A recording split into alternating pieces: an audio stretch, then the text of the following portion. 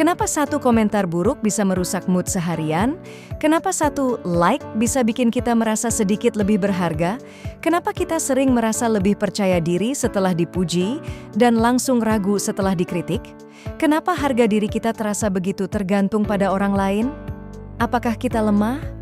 Atau memang manusia diciptakan seperti itu? Ribuan tahun lalu, hidup sendirian berarti mati lebih cepat. Manusia bertahan hidup dengan cara berkelompok. Ditolak oleh kelompok berarti kehilangan perlindungan. Karena itu, otak kita berkembang dengan sistem yang sangat sensitif terhadap penerimaan sosial.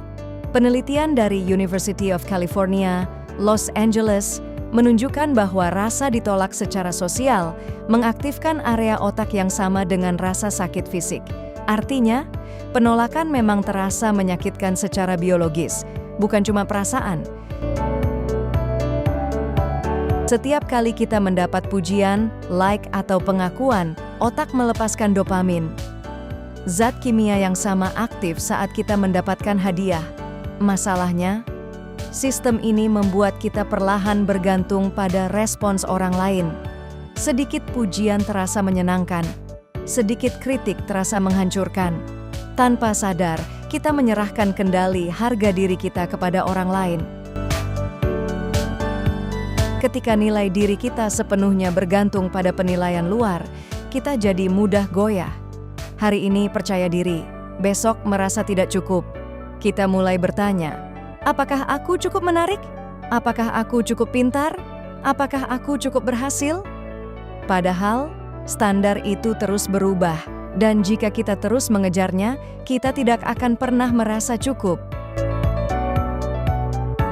Validasi terasa seperti solusi cepat, tapi seringnya hanya sementara.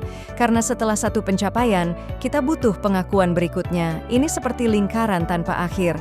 Dan semakin kita mencari pengakuan, semakin kita takut kehilangan penerimaan itu.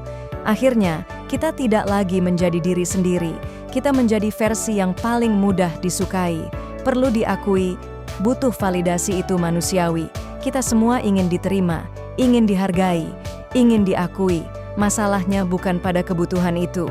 Masalahnya ketika seluruh nilai diri kita bergantung padanya.